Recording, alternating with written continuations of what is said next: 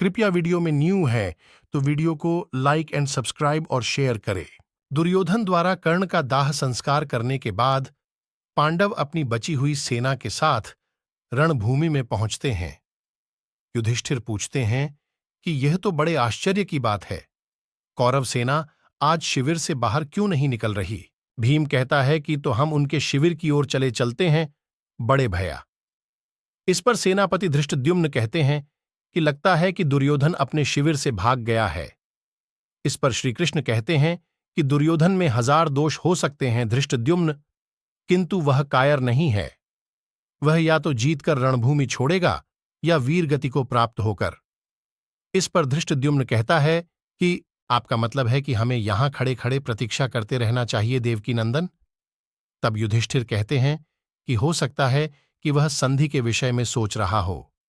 यदि आज भी संधि हो जाए तो ज्येष्ठ पिताश्री अकेले रहने से बच जाएंगे। यह कहकर युधिष्ठिर एक सैनिक से कहते हैं कि सैनिक दुर्योधन के विषय में समाचार लेकर आओ। उधर शिविर में अश्वत्थामा कहता है कि मेरी समझ में यह नहीं आता कि अब यह दुर्योधन चला कहां गया। कृतवर्मा कहता है कि यदि जाना ही था तो किसी को सेनापति नियुक्त करके जाना था। बिना सेनापति कौरव सेना शिविर से बाहर नहीं निकल सकती। यह कहते हुए कृतवर्मा कहता है कृपाचार्य से कि आप ही किसी को सेनापति नियुक्त कर दीजिए। तब कृपाचार्य कहते हैं कि नहीं, मुझे इसका अधिकार नहीं। अश्वत्थामा कहते हैं कि यदि हम रणभूमि में नहीं गए तो युधिष्ठिर सेना लेकर यहां हमारे शिविर में घुस आएगा। तब कृपाचार्य कहते हैं कि नहीं, वह ऐसा नहीं करेगा। या तो वह रणभूमि में प्रतीक्षा करेगा या वह वहां जाएगा जहां दुर्योधन है।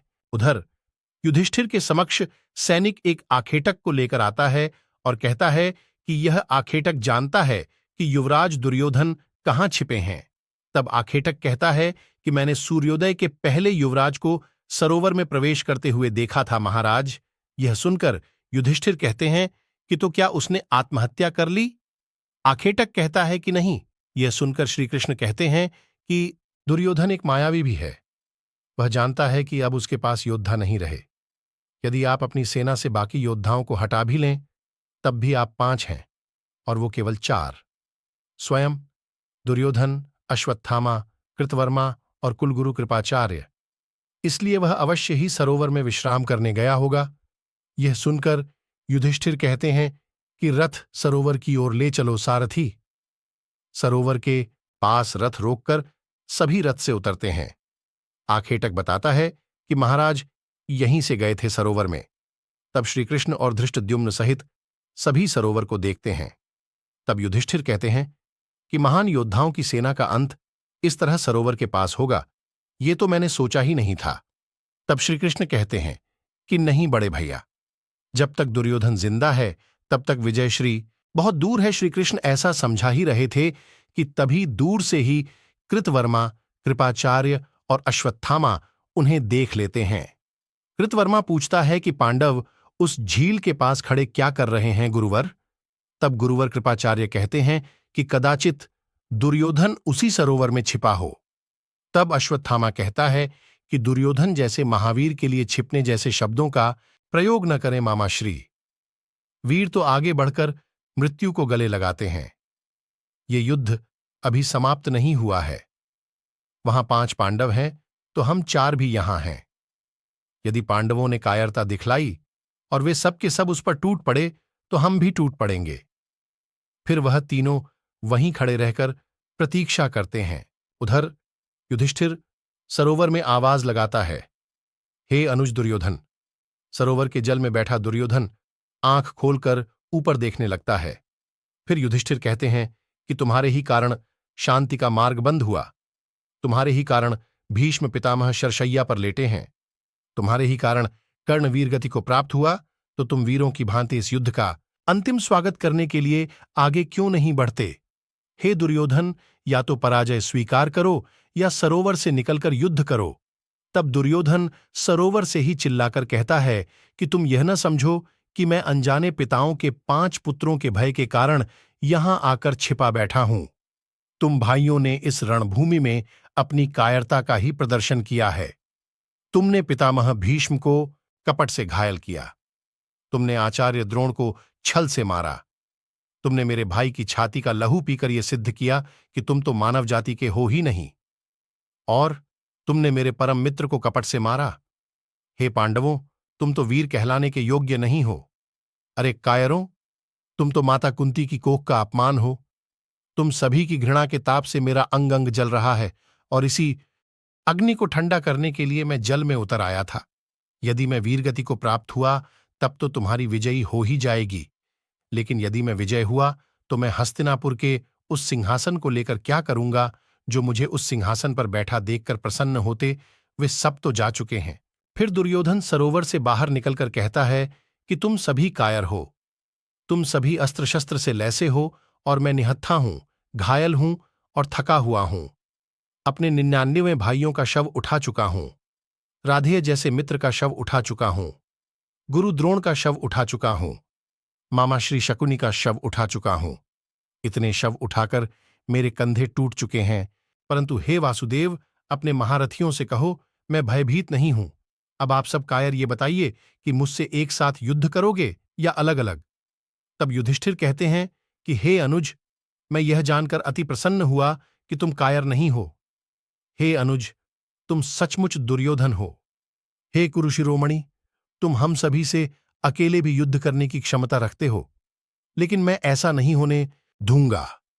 तुम हम पांचों में से किसी एक को चुन लो और मैं तुम्हें वचन देता हूं, यदि तुमने उसे परास्त कर दिया तो मैं पराजय स्वीकार कर लूंगा। हे अनुज, तुम अपने लिए शस्त्र भी चुन लो और प्रतिद्वंदी भी। यह सुनकर दुर्योधन कहता है कि मैं गदा युद्ध करूंगा। तब युधिष्ठिर पूछते हैं किससे? तब दुर्योधन कहता है कि जो पहले मरना चाहे वह सामने आ जाए। फिर श्रीकृष्ण युधिष्ठिर के पास जाकर कहते हैं कि बड़े भैया, कोई वचन देने से पहले सोच लेना चाहिए था। आप में से कोई दुर्योधन को गदा युद्ध में हरा नहीं सकता। आपने हाथ में आई हुई विजय पुरस्कार के रूप में दुर्योधन के हाथों में दे दी। तभी बीच में भीम आकर कहते हैं कि मैं इस दुर्योधन को मार मारकर वीरगति के मार्ग पर भेज दूंगा। दुर्योधन यह सुनकर हंसता है। फिर दुर्योधन कहता है कि यदि अकेले युद्ध करने का साहस नहीं हो रहा भ्राताश्री, तो पांचों आ जाइए, और यदि जी चाहे तो अर्जुन के सारथी यशोदानंदन को भी ले आइए। आ जाओ। यह सुनकर अर्जुन क्रोध में चिल्लाता है तो भीम कहता है हट जा। अनुज और वह गदा लेकर दुर्योधन के सामने आ जाता है। दुर्योधन भी कहता है भ्राताश्री, ये इस युद्ध का अंतिम भाग है, तो निर्णायक कौन होगा? फिर भीम और दुर्योधन में बहस होती है तो दुर्योधन आचार्य द्रोण और बलराम की बात करते हैं और कहते हैं कि स्वयं बलदेव जी ने कहा था कि तुम पांचों मिलकर भी मुझे गदा युद्ध में नहीं हरा सकते। तब युधिष्ठिर सहदेव से कहता है कि जाओ, दुर्योधन का कवच उनके शिविर से लेकर आओ। शिविर में सहदेव गांधारी से मिलकर कवच ले आता है। फिर भीम और दुर्योधन का गदा युद्ध आरंभ होने वाला ही रहता है कि तभी वहां बलदेव जी आ जाते हैं। यह देखकर श्रीकृष्ण प्रसन्न होकर उनके चरण स्पर्श करते हैं और दुर्योधन कहता है मैं आपकी ही की प्रतीक्षा कर रहा था गुरुदेव। तब श्रीकृष्ण कहते हैं कि आप ठीक समय पर आए दाऊ। देखिए, आपके दोनों शिष्य गदा युद्ध करने वाले हैं। फिर बलदेव जी के आदेश से गया युद्ध आरंभ हो जाता है। दुर्योधन अपनी गदा से भीम को धो डालता है। भीम पसीने पसीने होकर भी युद्ध लड़ते रहते हैं। यह दृश्य देखकर अन्य पांडव चिंतित होने लगते हैं। तब श्रीकृष्ण अर्जुन से कहते हैं कि यदि यह युद्ध गदा नियमों के अनुसार चलता रहा तो मंझले भैया की पराजय निश्चित है। फिर श्रीकृष्ण अर्जुन को बताते हैं कि दुर्योधन के पास गांधारी का आशीर्वाद है। तब श्रीकृष्ण कहते हैं कि पार्थ मंझले भैया को उनकी प्रतिज्ञा याद दिलाओ। अर्जुन पूछता है कौन सी प्रतिज्ञा? फिर श्रीकृष्ण अर्जुन को याद दिलाते हैं कि क्या तुम भूल गए कि द्रौपदी के अपमान के समय भीम ने क्या प्रतिज्ञा ली थी? अर्जुन कहता है कि उन्होंने दुर्योधन की जंघा तोड़ने की प्रतिज्ञा ली थी। श्रीकृष्ण कहते हैं कि तो दिलाओ याद। लेकिन अर्जुन कहता है कि ये तो गदा युद्ध है, जंघा पर वार नहीं कर सकते, मैं ऐसा नहीं कर सकता। तब श्रीकृष्ण खुद ही कहते हैं अहो मंझले भैया अहो। तब बलदेव कहते हैं चिल्लाते क्यों हो अनुज, चुपचाप युद्ध देखो। फिर भी श्रीकृष्ण कहते हैं कि मंछले भैया का यह दांव तो अति प्रशंसनीय था। श्रीकृष्ण की यह बात सुनकर भीम उनकी ओर देखने लगता है। तब श्रीकृष्ण अपनी जंघा को ठोक कर इशारा करते हैं कि जंघा पर वार करो। तब भीम जंघा पर वार करता है तो दुर्योधन गिर पड़ता है। दुर्योधन कहता है, तुमने मुझे छल से मारा भीम। दुर्योधन जैसे ही उठता है, भीम जंघा पर वार करके कहता है कि यही तुम्हारी जंघा है ना, जिस पर तू द्रौपदी को बिठाना चाहता था। ये ले, इसे मैं उखाड़ता हूं। ये दृश्य देखकर युधिष्ठिर चीखते हैं, नहीं भीम नहीं। ऐसा कहकर युधिष्ठिर भीम को रोककर कहते हैं, ये युवराज ही नहीं तुम्हारा भाई भी है, इसका अपमान न करो। तभी बलदेव जी क्रोधित होकर कहते हैं कि अब यह किसी का अपमान करने के लिए जीवित नहीं रहेगा। इसने अपने गुरु का अपमान किया है।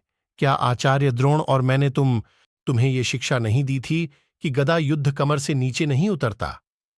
ये भूमि पर तड़पता हुआ दुर्योधन नहीं, ये तेरे गुरु की मर्यादा तड़प रही है। ये देखकर श्रीकृष्ण चिंतित हो जाते हैं। फिर बलदेव जी गदा उठाकर भीम को मारने ही लगते हैं कि तभी श्रीकृष्ण उनकी गदा को थाम लेते हैं और वे दाऊ को दुर्योधन के पाप गिनाते हुए कहते हैं कि तब आपने दुर्योधन को क्यों नहीं टोका? क्या मर्यादाएं भी पक्षपात करती हैं दाऊ? यदि दुर्योधन किसी मर्यादा का उल्लंघन करे तो ठीक, और भीम मर्यादा का उल्लंघन करे तो आप उसे मृत्युदंड देंगे। टूटना ही था इस जंघा को, क्योंकि मंछले भैया प्रतिज्ञाबद्ध थे। फिर श्रीकृष्ण चुभने वाली बात कहते हैं, जब धर्म अधर्म के बीच युद्ध हो रहा हो तो केवल एक तीर्थ स्थान रह जाता है दाऊ, केवल एक रणभूमि। जिस युद्ध से आप भाग गए थे दाऊ, उसके अंतिम समय में आकर अपना प्रभाव डालने का प्रयास न कीजिए। शाम के एपिसोड की शुरुआत कौरव शिविर में सुदेशना और द्रौपदी के संवाद से होती है। द्रौपदी अपने अपमान के बारे में बताती है। फिर उनका संवाद गांधारी से होता है। गांधारी कहती है, दुर्योधन लहू में नहाया हुआ रणभूमि में पड़ा अपनी मृत्यु की प्रतीक्षा कर रहा है। इस समय वह अकेला है। उधर रणभूमि में अकेले पड़े दुर्योधन के पास अश्वत्थामा जाकर रोने लगता है। तब दुर्योधन कहता है कि मुझे बधाई दो मित्र की। तुम्हारा मित्र दुर्योधन भी कपट और अनैतिकता के उसी शस्त्र से मारा गया जिस शस्त्र से गुरुदेव द्रोण मारे गए थे।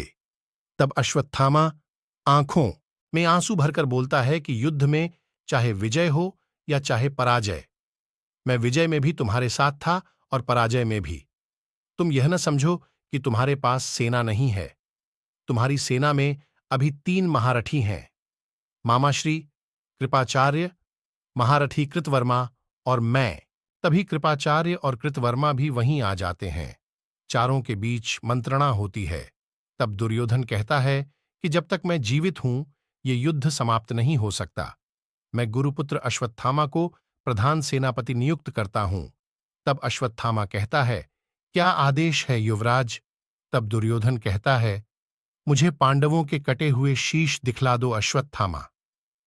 मैं तब तक किसी न किसी तरह अपने जीवन की डोरी को पकड़े रखूंगा।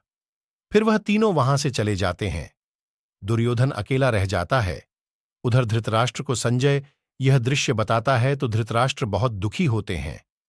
इधर कृतवर्मा, अश्वत्थामा और कृपाचार्य तीनों ही रात्रि के अंधकार में पांडव शिविर में पहुंच जाते हैं और शिविर में पांडवों को ढूंढते हैं। अश्वत्थामा धृष्टद्युम्न के शिविर में पहुंचकर सोए हुए धृष्टद्युम्न की हत्या कर देता है। फिर वह पांडवों के शिविर की ओर जाता है। वहां वह एक शिविर में सोए हुए द्रौपदी के 5 पुत्रों को पांडव समझकर मार देता है।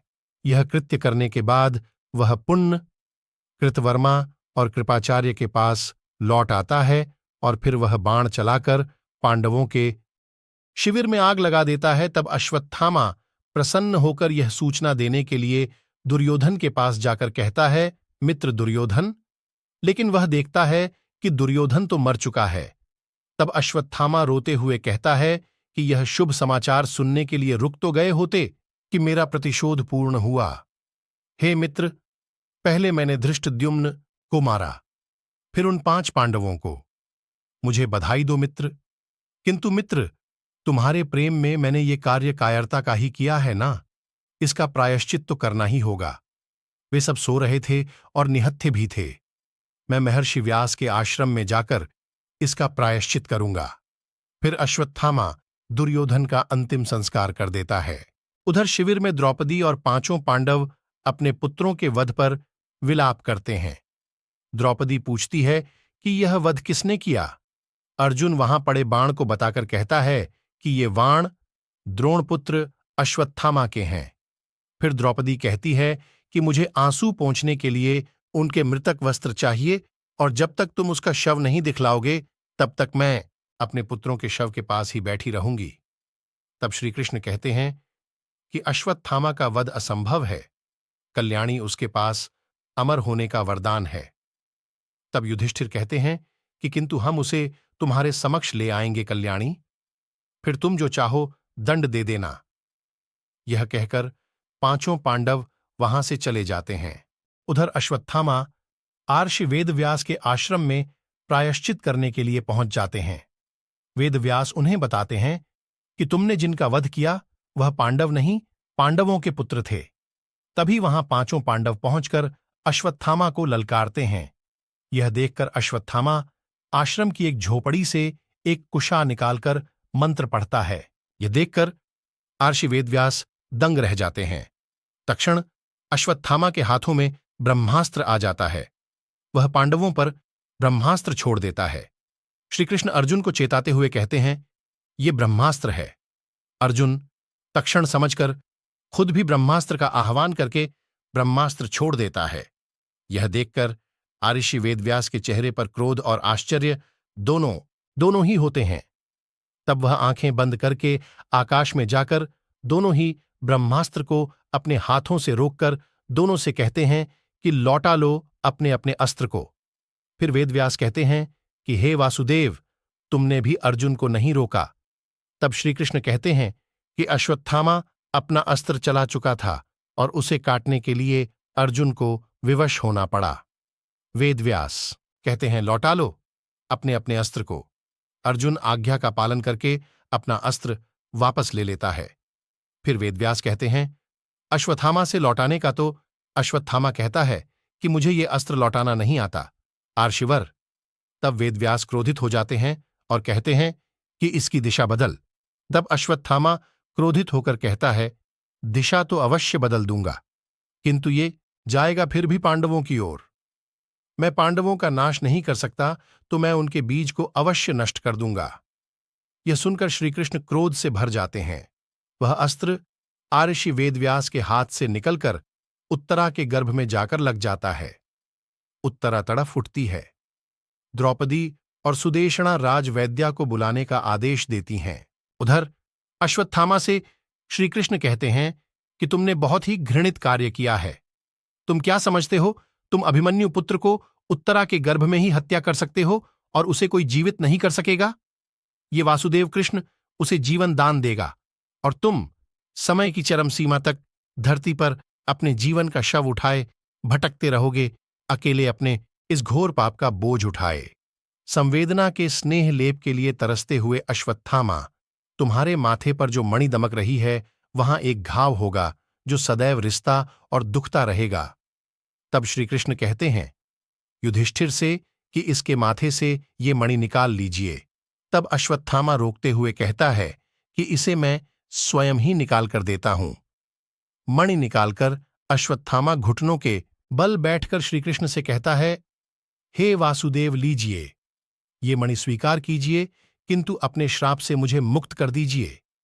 तब श्रीकृष्ण कहते हैं कि यह श्राप नहीं था, यह तो तेरे पापों का भुगतान है। तब अश्वत्थामा वेदव्यासजी से कहते हैं, आर्षिवर अनुशंसा करें, लेकिन वेदव्यासजी मुंह फेरकर चले जाते हैं। तो श्रीकृष्ण कहते हैं, बड़े भैया, ये मणि लीजिए, हमें उत्तरा के पास भी जाना है।